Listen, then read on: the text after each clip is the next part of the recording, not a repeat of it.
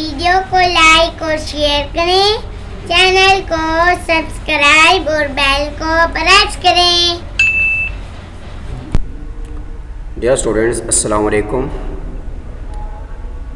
پاک land ideal public high school system Shah Rukn Alam colony Multan کی online video lecture class میں آپ کو خوش آمدید کہا جاتا ہے۔ میں ہوں آپ کا اردو ٹیچر جمیل احمد۔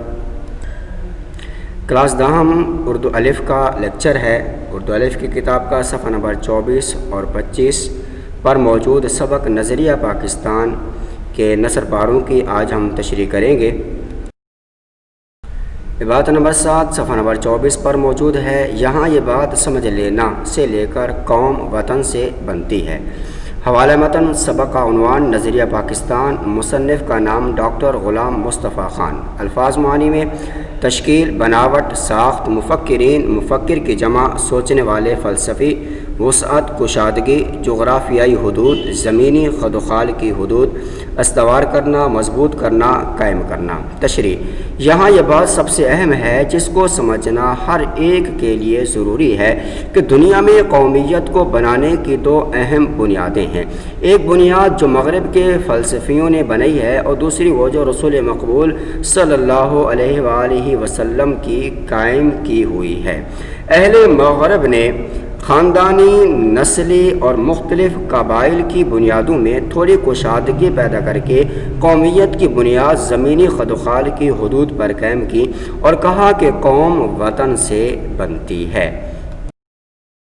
عبارت نمبر 8 صفحہ نمبر 24 پر موجود ہے۔ عبارت ہے: مسلمانوں کی قومیت سے لے کر بندھنوں میں جکڑی ہوئی تھی۔ یہاں تک ہے۔ حوالہ متن میں سبق عنوان نظریہ پاکستان، مصنف کا نام ڈاکٹر غلام مصطفیٰ خان۔ الفاظ معانی میں قومیت، نسل، ذات، شہریت وجود میں آئی، قائم ہوئی، نمایاں کرنا، واضح کرنا، ملت، قوم، ماتحت، زیر حکم، تابع فرما، اقلیت، کم تعداد کا گروہ یا فرقہ، برعکس، الٹ، ذات پات، حسب نسب، خاندان، چھوت چھات، ذات پات کی تفریق، بندھنوں، پابندیوں، قید و شرائط اور جکڑی ہوئی ہے، گرفتار ہے، پھنسی ہوئی ہے۔ تشریح میں مسلمانوں کی قومیت ایک نظریاتی قومیت ہے جو کلمہ لا الہ الا اللہ پر رکھی گئی، یعنی مسلمانوں کی قومیت کی بنیاد نسل، رنگ اور وطن کی تفریق پر مبنی نہیں ہے، بلکہ ایک نظریے، ایک ایمان، ایک کلمے کی بنیاد پر قائم ہوئی ہے، اور اس نظریاتی پہلو کو واضح کرنے کے لیے اسے ایک قوم کہا گیا ہے۔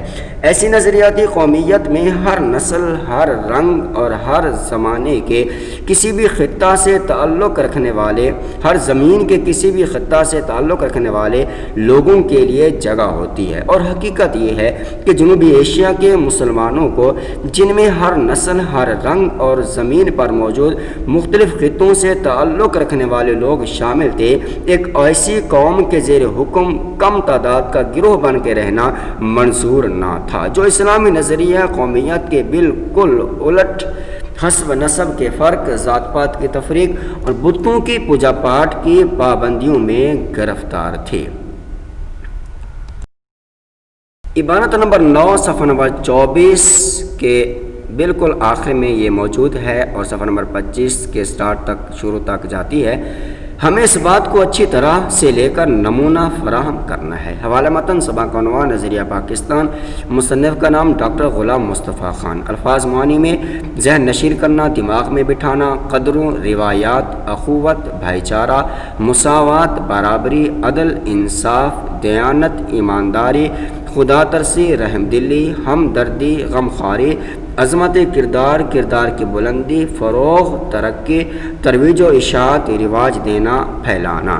تشریح: ہمیں اس بات کو بھی اچھی طرح اپنے دماغ میں بٹھا لینا چاہیے کہ نظریہ پاکستان میں اسلامی زندگی اور روایات کا خیال بنیادی مرتبہ رکھتا ہے۔ بھائی چارہ، برابری، انصاف، ایمانداری، رحم دلی و خدا خوفی، انسانی غمخواری اور کردار کی بلندی کے بغیر نظریہ پاکستان کو ترقی نہیں دی جا سکتی۔ نظریہ پاکستان کا مقصد صرف اور صرف ایک حکومت قائم کرنا نہیں نہیں تھا، کیونکہ مسلمانوں کی حکومتیں ایشیا اور افریقہ میں پہلے سے موجود تھیں۔ نظریہ پاکستان کا مقصد اسلامی قوانین کو رواج دینا اور پوری دنیا کے لیے اعلیٰ نمونہ کی ریاست کا ماڈل پیش کرنا تھا۔ آج کی ہماری ڈائری سبق نظریہ پاکستان کے دیے گئے نثر پاروں کے الفاظ معانی اور ان کی تشریح لکھنی اور یاد کرنی ہے۔ اوکے ڈیئر اسٹوڈنٹس، اللہ حافظ۔